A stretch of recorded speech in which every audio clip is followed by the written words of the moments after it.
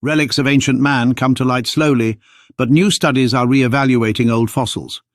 In the 1980s, the out-of-Africa hypothesis, that modern humans exclusively evolved in and spread out of Africa, supplanted the out-of-Asia and multi-regional hypotheses. In Western anthropology, Peking Man shifted from the epicenter of human origins to a dead offshoot. However, every now and then there's a new piece of evidence that shakes up what we thought we knew about the origin of our species. For example, an analysis of an ancient skull from East Asia indicates that it is eerily similar to the earliest known fossils of our species, which were discovered in Morocco, some 6,000 miles or 10,000 kilometers to the west.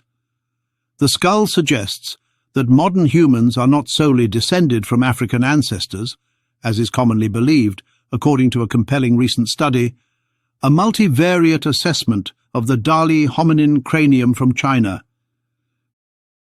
Few anthropologists are willing to challenge the entrenched out-of-Africa theory of human evolution. I think gene flow could have been multidirectional, so some of the traits seen in Europe or Africa could have originated in Asia, said lead author Sheila Athreya, professor of anthropology. This means that the Homo sapiens characteristics seen in the Dali skull may have evolved in Asia after early humans migrated there. These characteristics were carried back to Africa by migrating groups that interbred with indigenous populations, she said.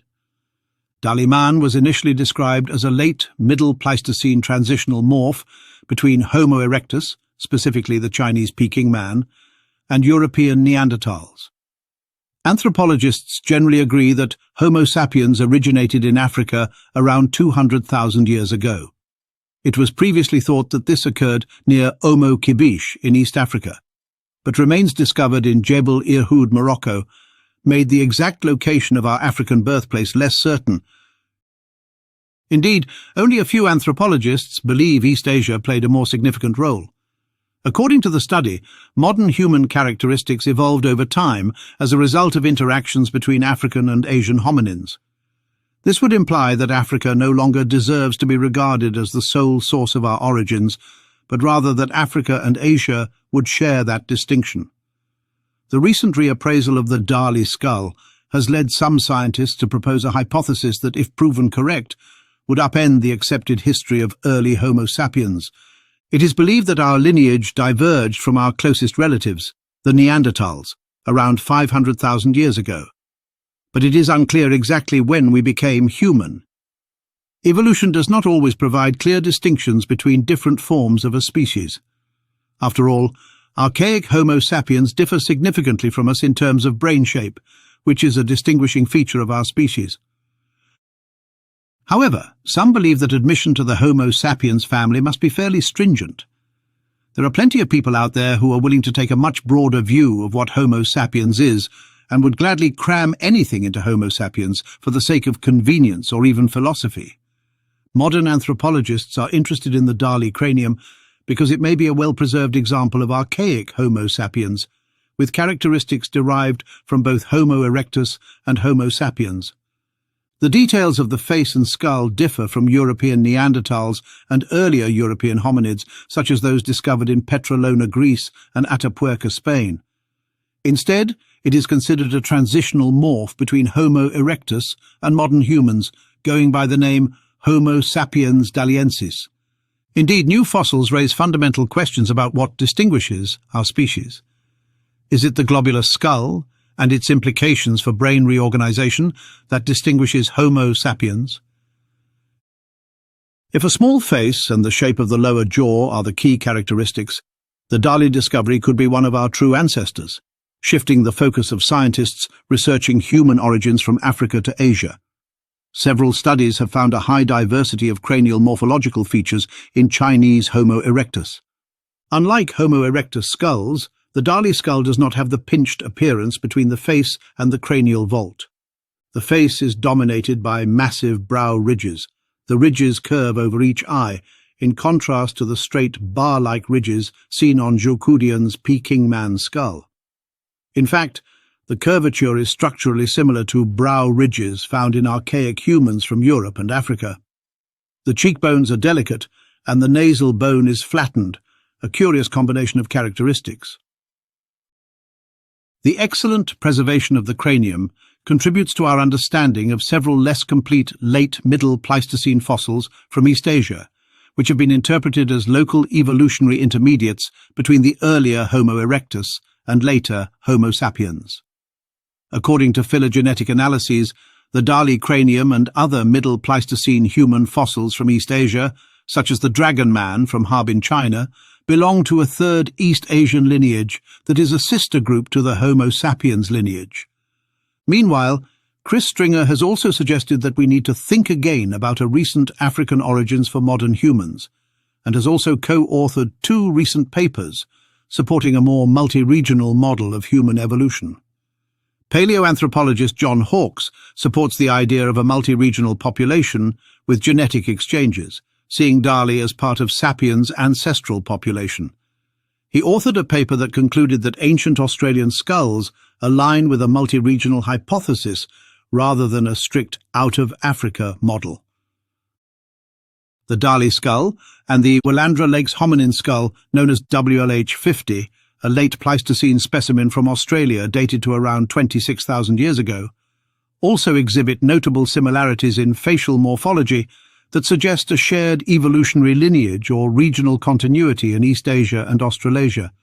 Both crania display a robust supraorbital torus, a prominent feature characterized by a thick, medially emphasized brow ridge that thins laterally. In the Dali skull, this trait is evident in its sapiens-like facial structure, with a flatter mid-face and less prognathism compared to Homo erectus, aligning it with early Homo sapiens morphology. Similarly, WLH50's supraorbital torus is described as having a medial emphasis, with measurements that closely match those of the Dali male. This shared robusticity and brow morphology indicate that both individuals may have inherited these features from a common ancestral population in East Asia, potentially supporting a model of gene flow or local evolution across the region. WLH50 is much more robust and archaic than any Australian hominid found previously. Investigators concluded that WLH50 is a normal specimen without evidence of pathology or deformation, and that elements of its anatomy are found throughout the Australian fossil record as it is known today. Beyond the supraorbital region, the facial morphology of Dali and WLH50 further converges in their overall cranial robusticity and the presence of archaic traits, despite their temporal and geographic separation. Dali's face shows sapiens-like features such as higher orbits and a more vertical facial profile, which are echoed in WLH50's cranial structure, though the latter also displays a mix of modern traits, such as a sapiens-like vault shape. The Dali skull's combination of a modern face with an archaic brain case mirrors the transitional nature of WLH50, which, despite its younger age, retains archaic markers like postorbital constriction and a nuchal torus. This facial similarity, particularly in the brow and mid-face, suggests that WLH50 could be a late descendant of a Dali-like population, supporting a narrative where sapiens migrate into Africa and Australasia, retaining archaic facial features in regions like Australia while diversifying elsewhere. In fact, analyses of such morphologically distinct archaic human lineages from Asia, Europe, and Africa suggest that the human genus's diversification occurred over a much longer timescale than previously thought. Isolation of small populations combined with long-distance dispersals is the best biogeographical model for understanding human genus evolution. The phylogenetic relationship of these coexisting hominins to Homo sapiens has long been debated. For example, some archaic Asian fossils from Narmada, Maba, Harbin, Jiniushan, Suchang and Hualongdong show mosaic combinations of features found in Homo erectus, Homo heidelbergensis, Homo rhodesiensis, Neanderthals, and Homo sapiens. As a result, it is widely accepted that these Asian hominins are critical for understanding the later evolution, the origin of Homo sapiens. Nonetheless, the incomplete preservation of these fossils has made it difficult to place them in the context of human evolution. Suchang, Dali, and Hualongdong have all been described as transitional forms between Peking Man, Homo erectus, and Homo sapiens, with affinities that can be understood using what investigators call a braided stream network model of gene flow. In any case, the Dali skull is unusually intact, giving scientists a particularly good chance of understanding what they're seeing. The face and brain case are thought to have remained virtually unchanged since the individual died. The Dali and Irhoud crania are strikingly similar, particularly the flat and broad mid-face, squared eye sockets and keeled brain case. This is significantly different from the Neanderthal cranium from Europe, which has a narrow projecting midface, rounded eye sockets, and a globular brain case. As stated, the skull was originally identified as a transitional species between Neanderthals and Homo erectus. Meanwhile, there is a long list of characteristics on the neurocranial and facial skeletons that link Dali to both early and modern Homo sapiens. According to the study, the Dali skull resembles different hominins depending on what is observed. Indeed, the 260,000-year-old Dali skull has the potential to rewrite the history of human evolution. This suggests that modern humans are not solely descended from Africa, as scientists previously believed. Instead, small groups of early human ancestors migrated to Eurasia at least 200,000 years ago, where they developed modern traits in East Asia. From here, some Asian early humans returned to Africa, where they mixed with native populations. Homo sapiens evolved from these interbred groups and spread around the world, implying that modern human DNA is derived from both African and Asian ancestors. Based on fossil evidence from Africa, most experts believe our species evolved only 200,000 years ago. DNA analysis of modern humans suggests that we are all descended from a single group that left Africa around 100,000 years ago and spread across the globe. This means that all of our genes are derived from early humans in Africa, with the exception of a few acquired through interbreeding with human-like ancestors, such as Neanderthals. However, the discovery of the Dali skull may call into question this long-held theory. The Dali skull is remarkably complete, with both the face and the brain case intact. As previously mentioned, a new analysis reveals that it shares many characteristics with modern humans. As stated, the remains are remarkably similar to Homo sapiens skulls discovered in the 1960s at Morocco's Jebel Irhoud cave. The researchers believe the Dali skull had a Homo sapiens-like face, but a more primitive brain structure. The Moroccan bones, estimated to be 300,000 years old, are the earliest modern human remains ever discovered. The Moroccan skulls support the widely accepted theory that modern humans evolved solely from African ancestors. But the Dali skull challenges this idea. Therefore, early humans in Africa who evolved into Homo sapiens may not have been isolated from other early ancestors in Eurasia. This surprised researchers because they expected Dali to be similar only to other Chinese specimens. In fact, the skull morphology ended up looking like more fossils from North Africa and the Levant, which are all classified as early Homo sapiens. This suggests that our species' evolution was a complex process involving much of Eurasia, rather than a single event, single point of origin, and single process. Small groups from each continent migrated and interbred, implying that modern human DNA is partially Eurasian. The new theory could explain why the Dali skull bears striking similarities to the bones discovered in Morocco. The skull demonstrates how genetic features that appeared in Africa 300,000 years ago can still be found in people living in East Asia 40,000 years later. Alternative theories suggest that Homo sapiens left Africa over 100,000 years earlier than previously thought, arriving in Asia around 250,000 years ago, though genetic evidence contradicts this. According to multiregional theorists, the Dali skull was actually from an Asian Homo erectus, as previously stated, and these populations may have evolved some modern human traits independently. Dali man's face resembles Middle Paleolithic Homo sapiens, more than those from the African or Eurasian Middle Pleistocene. Dali's neocranium is most similar to African and Eastern Eurasian specimens, but not those from the Western European Middle Pleistocene.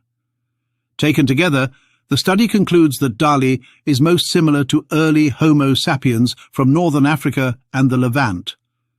The researchers believe that Homo sapiens traits were acquired gradually in Africa and Asia, sometimes in isolated groups, and sometimes through interbreeding.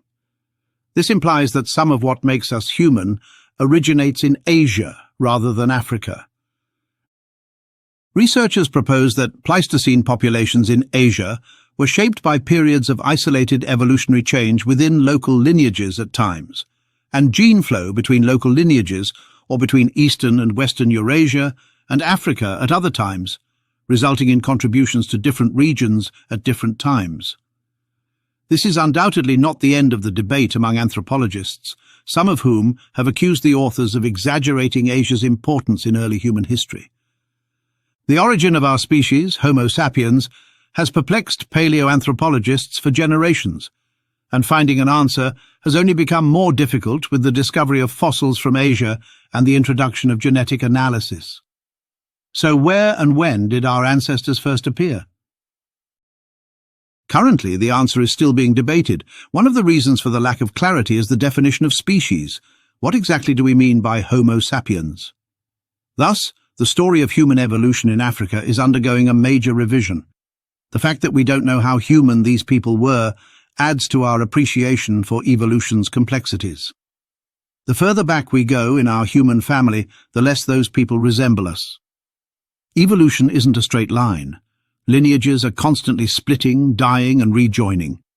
In fact, rather than a unidirectional out-of-Africa model, a multidirectional shuttle dispersal model is more likely to explain the complex phylogenetic connections between African and Eurasian Homo species and populations.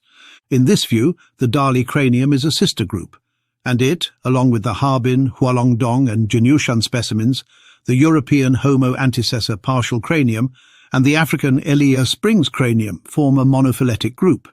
This clade is the sister group to the Homo sapiens clade. Also, it is possible that archaic humans in Asia were a hybrid of Neanderthal relatives and an already widespread Asian erectus population. But how does this finding dismantle the out-of-Africa theory? For decades, the out-of-Africa theory has held that Homo sapiens emerged around 300,000 years ago in Africa, as evidenced by fossils like those from Jebel Irhoud, before spreading globally 60,000 years ago, and eventually replacing Neanderthals and Denisovans. If Homo sapiens and Dali and Denisovan lineages diverged in East Asia, then sapiens-like traits predate Africa's 300,000-year Jebel Irhoud's fossils. In a recent interview, Dr. Stringer emphasizes this shift, stating, "We're not just from Africa or just from 300,000 years ago, it's a million-year journey." The implications are profound. The presence of sapiens-like features, such as a flatter face and a large brain, in Dali suggests these characteristics may have originated in East Asia, challenging the notion of Africa as the sole cradle of humanity. As mentioned, a braided stream network model of gene flow aligns with this new information. Dr. Stringer's new vision of a tangled web or shuttle dispersal model emerges here, a complex web of populations splitting, mixing and evolving across Africa and Asia over 1 million years, replacing the linear, Africa-centric origin story. This upends the tidy out-of-Africa framework. Homo sapiens didn't burst forth from Africa 100,000 years ago. They simmered across continents for hundreds of thousands of years, with Dali as a critical linchpin. Well, at the moment, I'm certainly looking again at the whole question of a recent African origin for modern humans, because that's been the leading idea of the last 20 years, that we had a recent African origin, that we came out of Africa and we replaced all these other humans that were outside